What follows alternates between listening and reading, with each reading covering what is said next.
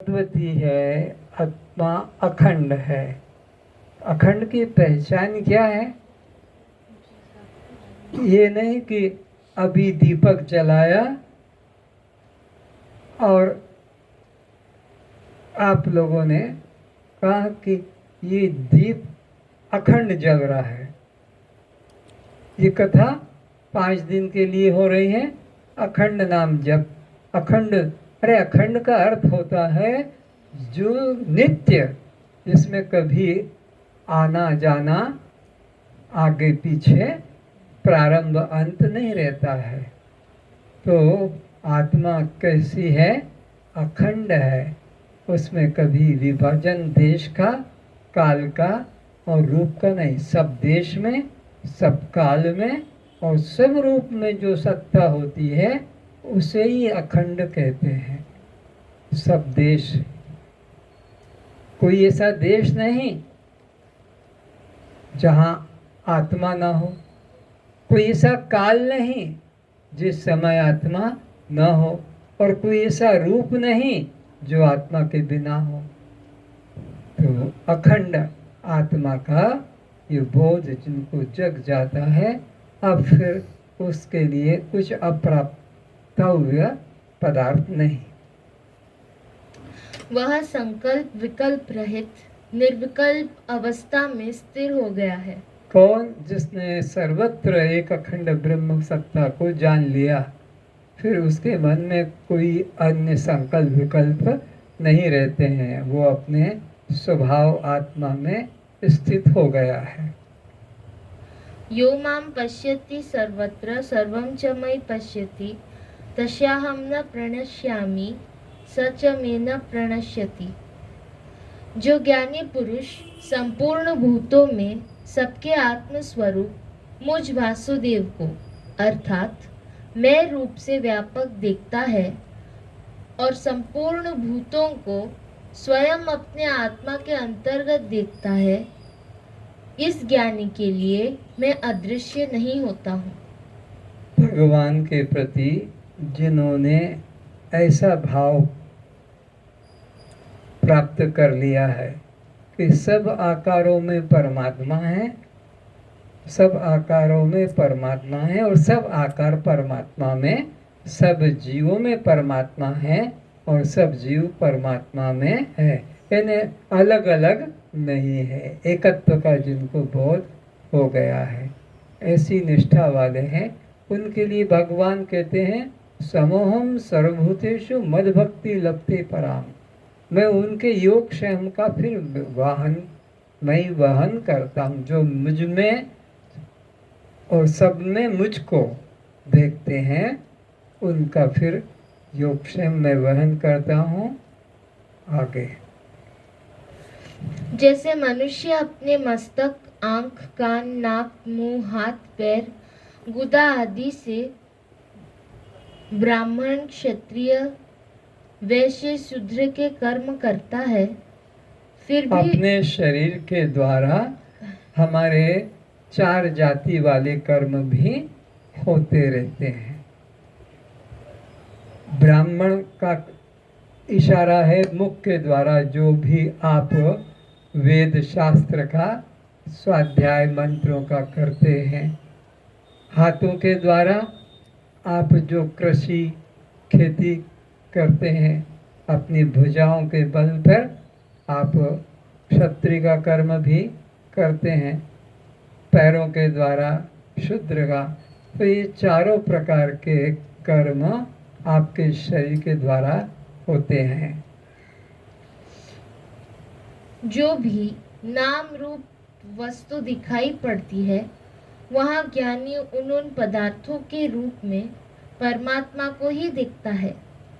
तो ज्ञानी जिसको भी देखता है, चाहे वो आपकी दृष्टि में नीच या कुरूप भी हो, मनुष्य, पशु, कीट पतंग, वो एक ब्रह्म के अलावा कुछ नहीं देखता, बल्कि क्या देखता? सिया राम मैं सब जग जानी, फिर उनको करूं प्रणाम। हाथ जोड़ता है, तुम तो गुरु की प्रार्थना करते हो तब भी ऐसे कैसे ही बैठे रहते हो। गुरु ब्रह्मा गुरु विष्णु गुरुदेवो महेश्वर गुरु साक्षात परम ब्रह्म तस्मै श्री गुरुवे नमः। तुम्हारा तस्मै गुरुवे कुछ नहीं हुआ, तुम पत्थर की तरह बैठे रहे। और यहाँ तो कहते हैं करो प्रणाम जोर जुग पानी, दोनों हाथ जोड़कर उसे प्रणाम करना है। क्यों? सियाराम में। यहाँ सब सियाराम के अलावा, परमात्मा के अलावा, आत्मा के अलावा कुछ भी नहीं है। तो फिर आत्मा है तो फिर उसके लिए हाथ तो उठना चाहिए। हाथ ही नहीं उठ रहा है, खाली वाणी से बोल देते हैं। तो ज्ञानी की दृष्टि जहाँ भी जाती है, जिस पर भी पड़ती है, वो एक चैतन्य आत्मा के अलावा अन्य कुछ नहीं भेद देखता है। और सब में वही समता भाव रखता है, जैसे अपने अंगों में, आँख में, हाथ में, पैर में समता भाव रखता है। इस हाथ से काटते काटते फल और इस हाथ पे चाकू लग गया तो जल्दी से छीन कर इसको बदले की भावना नहीं करता कि मेरे इस हाथ को काटा, मैं भी इसको अभी मजा चखाता हूँ। ऐसा हुआ है। गुरुजी के दो शिष्य, गुरुजी लेटे हैं कि भाई जरा पैर दबा दो, मैं बाहर से आया हूँ, थका हुआ हूँ। तो बायां पैर एक के तरफ है, दायां तरफ है। पैर दबा दबा के और थोड़ा सा करवट ली तो गुरुजी ने बाएं पैर को ऐसे रख दिया। वो दाएं पैर वाले का, तेरे पैर ने मेरे पैर पे लात मारी, मैं बदले में डंडा लेके उसको मारा, उसने उस टांग को। और उसने कहा अच्छा है तो मैं तेरे टांग को छोड़ दूंगा, उसने उसको गुरुजी की दोनों टांगें तोड़ गया। तो ऐसे ऐसे भी शिष्य होते हैं। किंतु तत्वज्ञानी सब अंगों में समान भाव रखता है, उसकी बुद्धि में अन्य भाव नहीं। क्योंकि कोई भी कार्य अपने अपने उपादान कारण से पृथक नहीं होता। कोई भी कार्य अपने उपादान कारण से भिन्न नहीं होता। ये सिद्धांत क्यों समझाया जा रहा है? क्योंकि एक ब्रह्म से जो भी उत्पन्न हुआ होगा वह ब्रह्म से भिन्न नहीं हो सकता। और ये अनंत लहरें जिसको पानी में ऐसे होती है, जिसको तरंगे कह दो, वेव्स या ढेउ, तो अनंत तरंगे का उपादान कारण कौन है? जल है। तो जल से वो एक भी तरंग भिन्न, ये अच्छा दृष्टांत है। तरंगे ऊंची नीची लंबी छोटी मालूम पड़ती है, लेकिन वो सब एक जल ही है। तो ऐसे ही इस पृथ्वी के ऊपर ये सब जीव ब्रह्म की तरंगे हैं। तो तरंगे अपने उपादान कारण से भिन्न नहीं होती है। अरे मिट्टी के द्वारा कुम्हार ने घड़ा सुराही दीपक बना दिया, और मिट्टी के द्वारा सीजन था, गणेश चतुर्थी बना दिया, गणेश बना दिए। दुर्गा पूजा का समय था, दुर्गा बना दी। और तुम्हारी दृष्टि में ये दुर्गा है, ये गणेश है, और यह पैर रगड़ने का खपरा है या मकान ढाने का, छत पे रखने का खपरा है या पानी भरने का। लेकिन कुम्हार की दृष्टि में एक मिट्टी है। सारे आकारों के नाम अलग अलग, उपयोग अलग अलग है, लेकिन उपादान कारण तो मिट्टी है। तो ऐसे ही सबके नाम अलग अलग है, रूप अलग अलग है, इनके स्वभाव अलग अलग हैं, लेकिन सबका उपादान कारण परमात्मा तो अनेक है, सबका अलग अलग है। अरे सब दीपक एक ही मिट्टी के हैं, सब माठिया एक ही मिट्टी के हैं, सब गणेश दुर्गा एक ही मिट्टी के हैं। तो ऐसे ही ये सारा विश्व एक ब्रह्म के ही द्वारा है। तो कोई भी कार्य अपने उपादान कारण से भिन्न नहीं होता है। तो इस सृष्टि का उपादान कारण कौन है? बोलो, परमात्मा। परमात्मा उपादान कारण है, तो उससे जो भी उत्पन्न होगा, निर्मित होगा, वो परमात्मा से भिन्न नहीं हो सकेगा।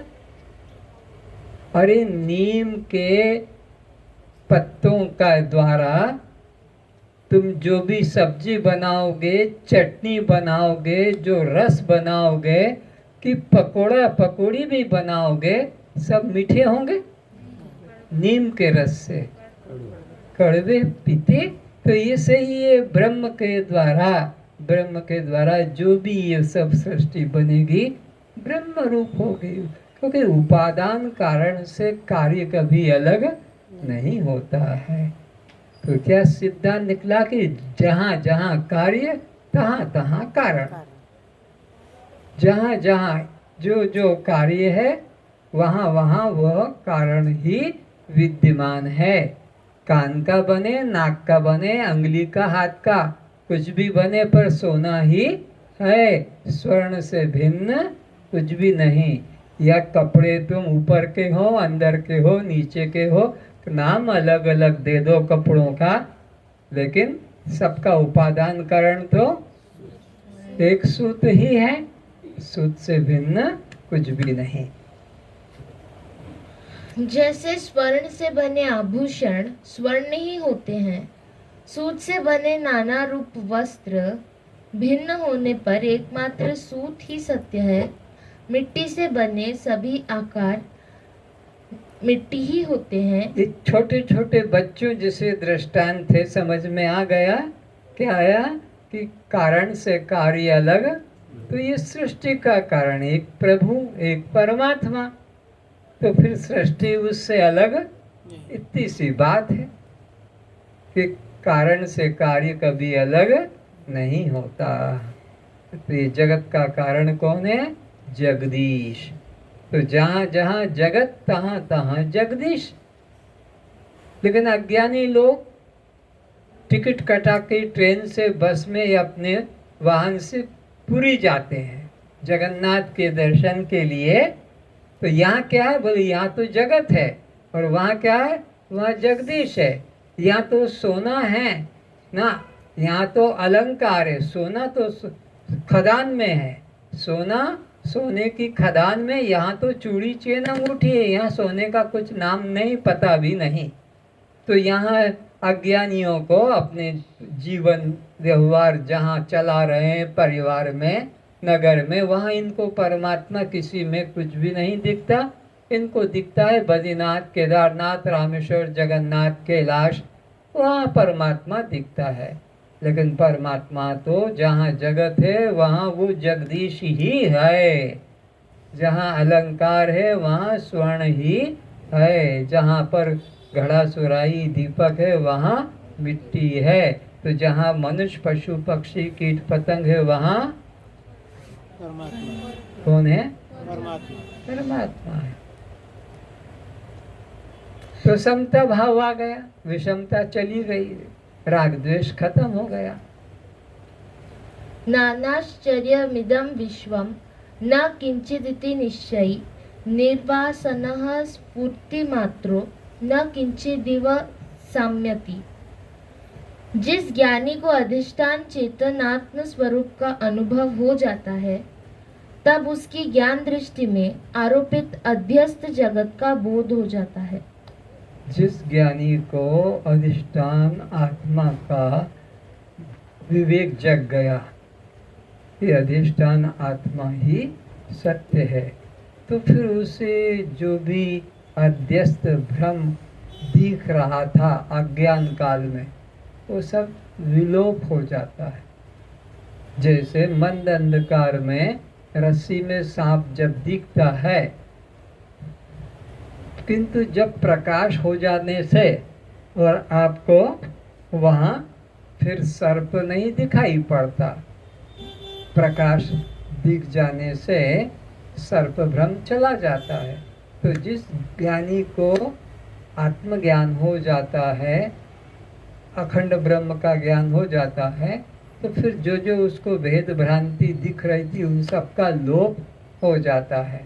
फिर वो और उसके मन में चूड़ी चेन अंगूठी की सत्यता नहीं, सत्यता स्वर्ण की है। पैंट शर्ट साड़ी ब्लाउज की सत्य नहीं, सूत की सत्यता है। घड़ी सुराही दीपक घड़ी की सत्यता नहीं, मिट्टी की सत्यता है। तो ऐसे ही मनुष्य पशु पक्षी का भेद सत्य नहीं, सत्य में तो एक परमात्मा ही रहता है, भेद चला जाता है। अर्थात आत्मा का मैं रूप से साक्षात्कार हो जाने से अज्ञान काल में यह रूप से भासने वाले नाना प्रकार के आश्चर्य रूप जगत के मिथ्या तत्व का बोध हो जाता है। जब मैं रूप से बोध हो जाता है ज्ञानी को, तब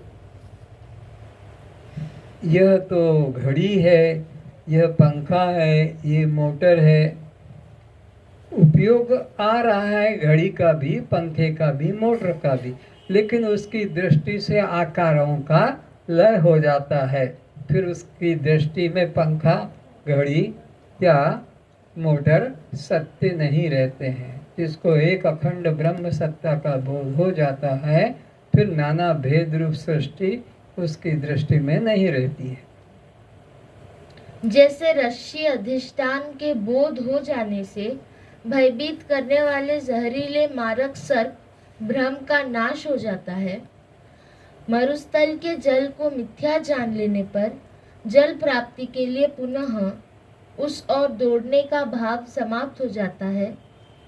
ऐसा दृष्टांत से पता लगता है कि जहाँ गर्मी के समय में धूप होती है, बालू रेती पर जब किरणें पड़ती है, तो वहाँ एक ऐसा पानी की तरह आभास होता है। उसको कहते हैं मृगमरीच का नीर। लेकिन जब वहाँ गए पानी को पीने या पानी का उपयोग लेने, नहाना है, कपड़े धोना है, तो वहाँ पानी का एक बूंद भी नहीं, यहाँ नहीं, वो वहाँ है।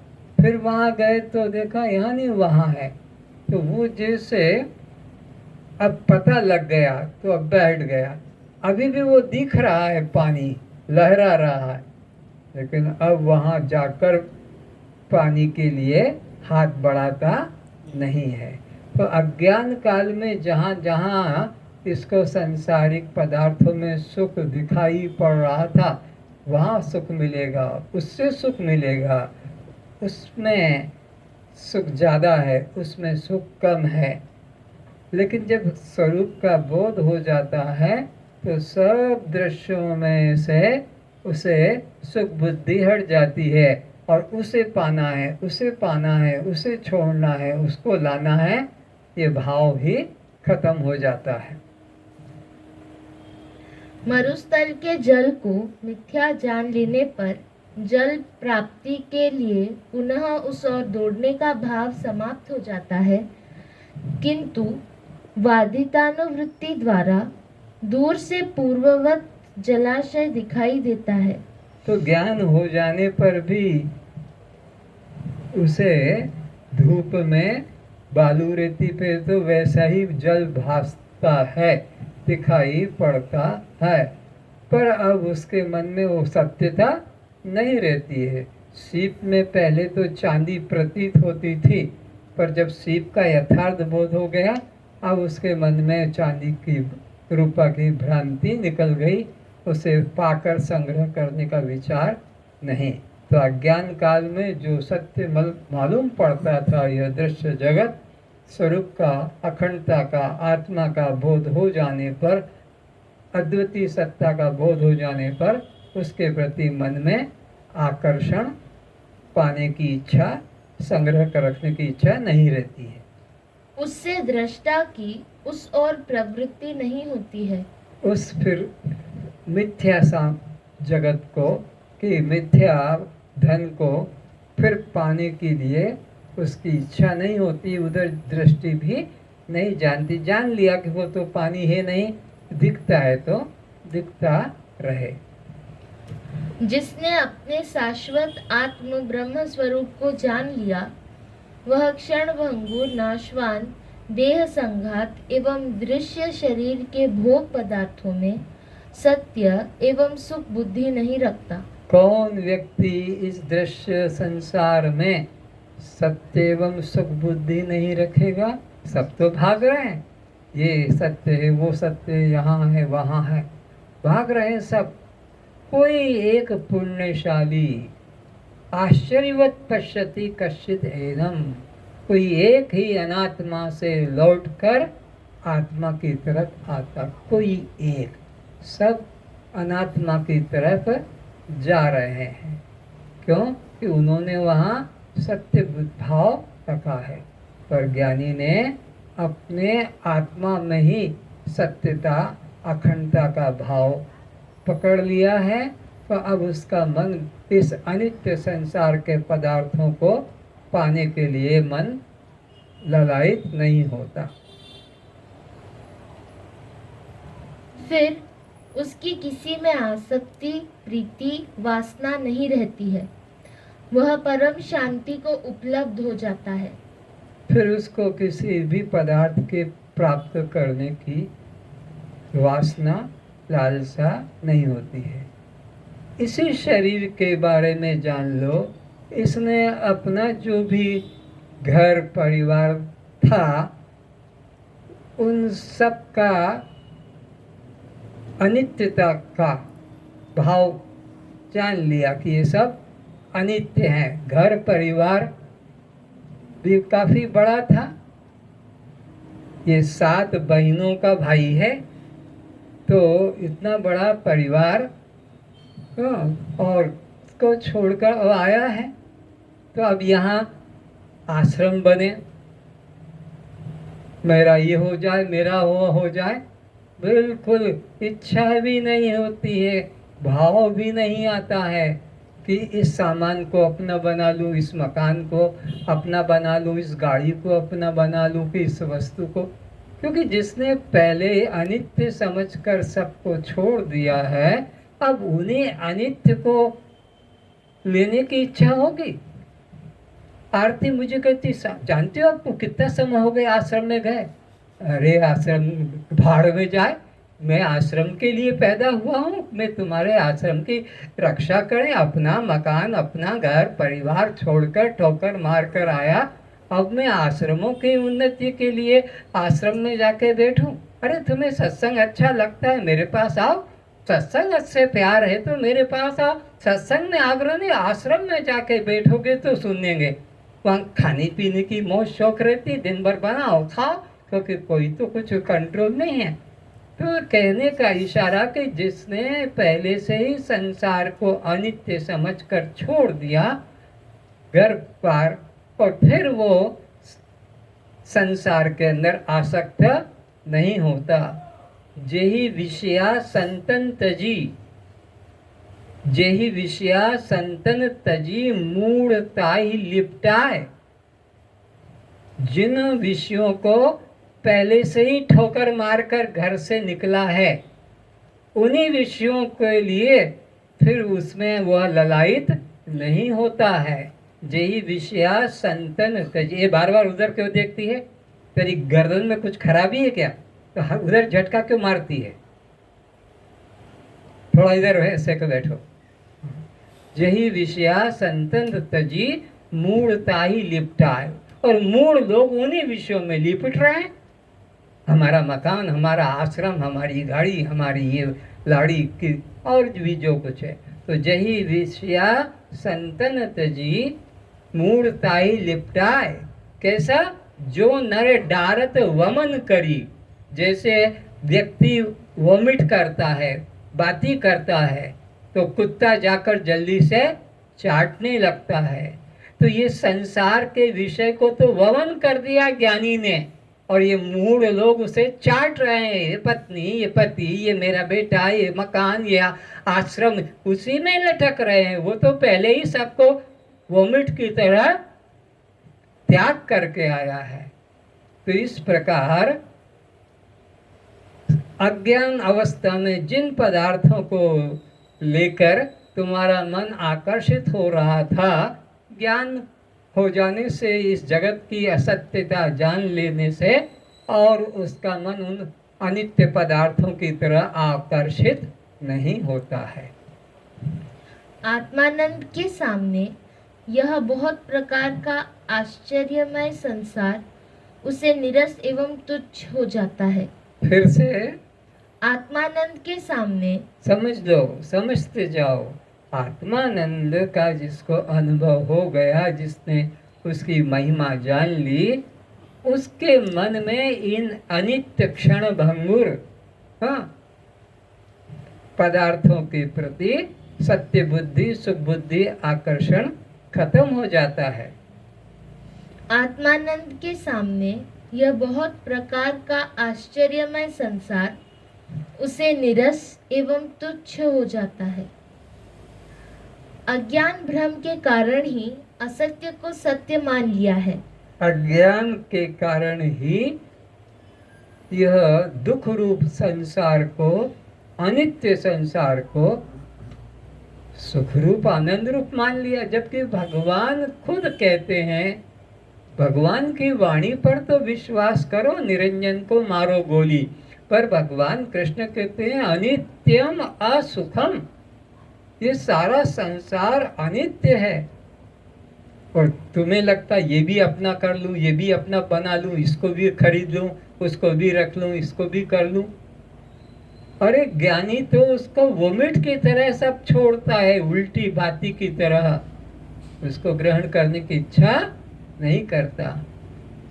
आपने कभी देखा होगा, कुत्ते को सूखा हड्डी का टुकड़ा मिल जाता है तो वो उसे एकांत में बैठकर उसका रसास्वादन करता है। सूखा हड्डी का टुकड़ा या समझो सूखा काठ, अब उसको मुख में चबा चबा के और वो आनंद का अनुभव करता है कि बड़ा स्वाद है, बड़ा स्वाद है। पर हड्डी के टुकड़े में कोई रस रक्त नहीं है। होता क्या है, रगड़ करते करते करते करते उसके मुख का जो पतला ऊपर का जो झिल्ली चमड़ा था वो फट जाता है, तो उसके कारण उसी का रक्त टपक टपक कर उसको मिलता है और बड़ा आनंद का अनुभव करता है। पर वो घाव हो जाता है, वो कष्ट भी बाद में सहता है।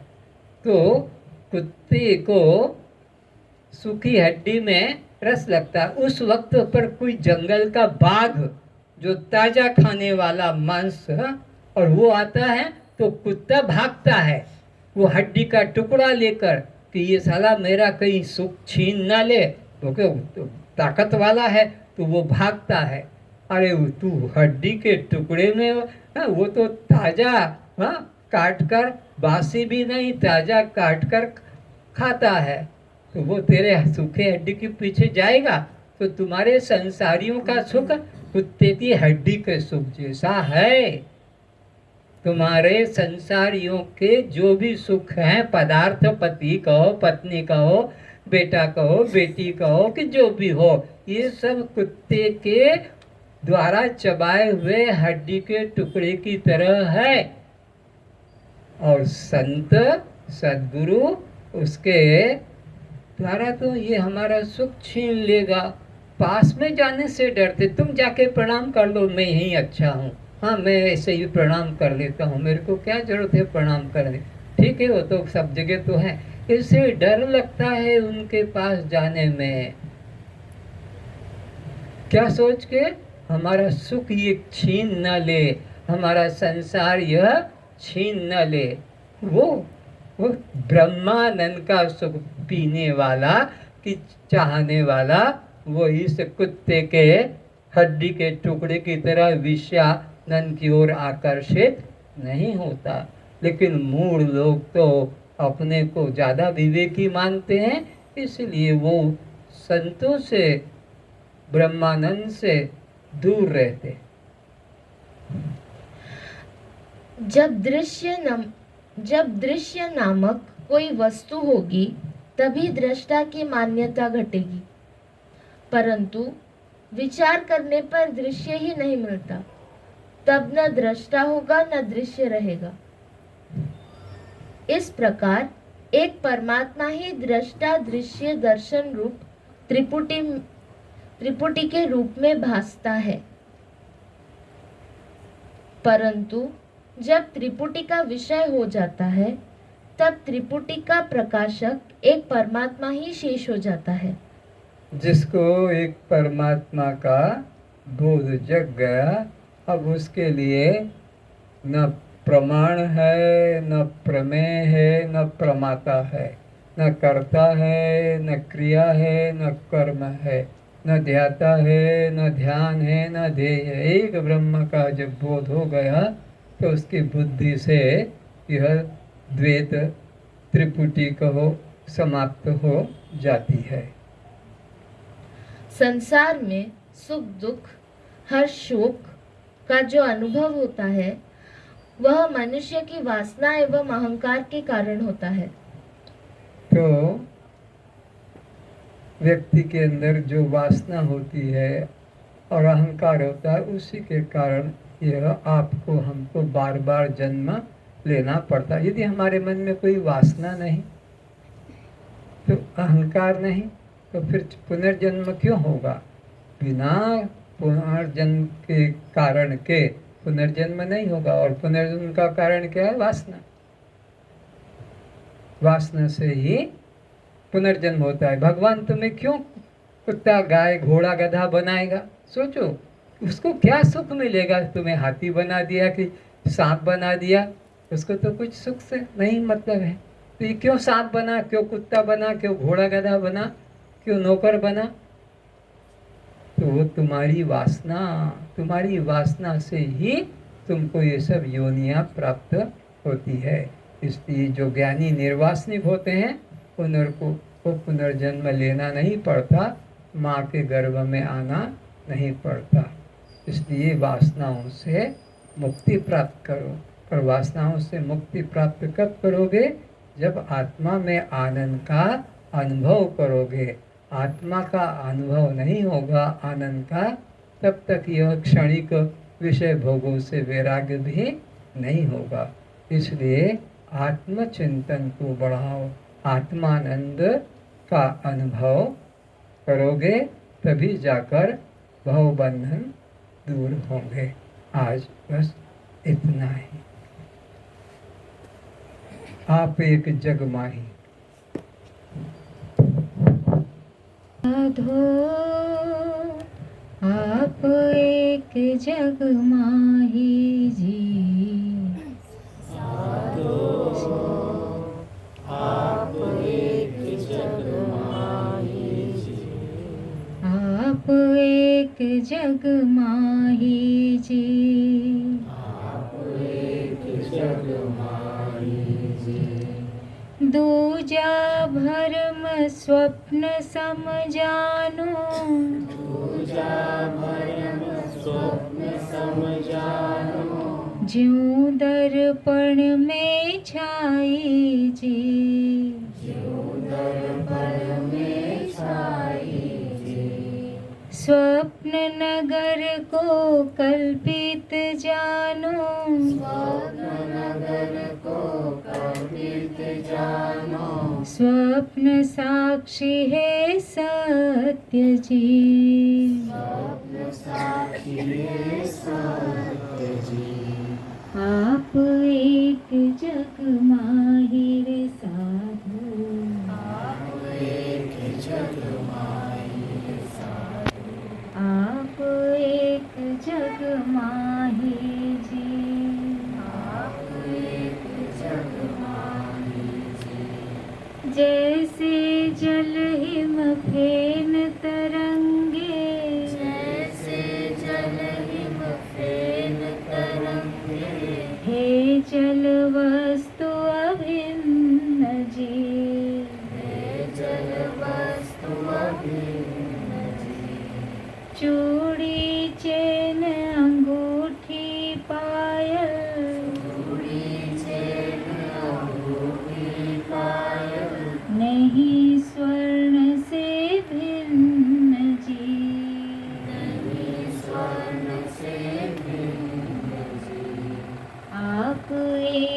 जग माहिर साधु आप एक जग माहिर साधु आप एक जग माहि जी आप एक जग माहि अधिष्ठान से अध्यस्त वस्तु अधिष्ठान से अध्यस्त वस्तु होती नहीं कभी भिन्न जी होती नहीं कभी भिन्न जी अध्यस्त मात्र कल्प न जानो अध्यस्त मात्र कल्प न जानो ज्यों रस्सी में सर्प जी ज्यों रस्सी में सर्प जी आप एक जग माहिर साधु आप एक जग माहिर साधु आप एक जग माहि जी आप एक जग माहि जी कल्पित सर्प से हानि न होवे कल्पित सर्प से हानि न होवे क्यों उसे मारन जाओ जी क्यों से मारन जाओ जी अधिष्ठान रस्सी के दिखते अधिष्ठान रस्सी के दिखते अध्यस्त सर्प न सावत जी अध्यस्त सर्प न सावत जी आप एक जग माहिर साधु आप एक जग माहिर साधु आप एक जग माहि जी आप एक जग माहि जी सभी खिलौना खांड में भासे सभी खिलौना खांड में भासे खांड खिलौना माहि जी खांड खिलौना माहि जी कहत निरंजन ब्रह्म जगत में कहत निरंजन ब्रह्म जगत में जगत ब्रह्म के माहि जी जगत ब्रह्म के माहि जी आप एक जग माहिर साधु आप एक जग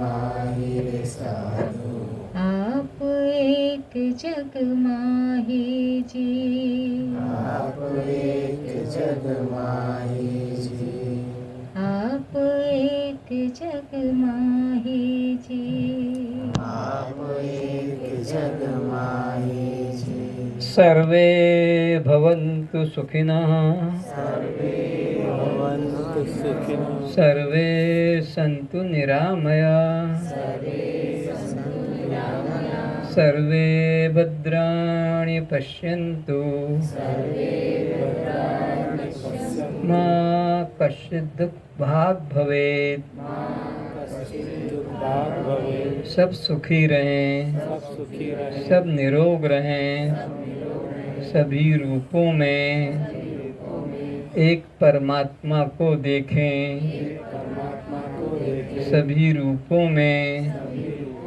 अपने को ही देखें। को ही देखें इसलिए मन वचन कर्म से वचन कर्म से अपने ही अन्य रूप को अन्य रूप को किसी प्रकार कष्ट न पहुँचाएं। किसी प्रकार कष्ट न पहुँचाए यदि हमारे द्वारा हमारे द्वारा किसी को दुख मिला है किसी को दुख मिला है उससे क्षमा मांगें, उससे क्षमा मांगे वो हमें क्षमा करे। हमें क्षमा करे अब हमारा कोई शत्रु नहीं है, अब हमारा कोई शत्रु नहीं है सबका कल्याण हो, सबका कल्याण हो सबका कल्याण हो। सबका कल्याण हो बोलो सच्चिदानंद आत्मा की जय, सद्गुरुदेव की।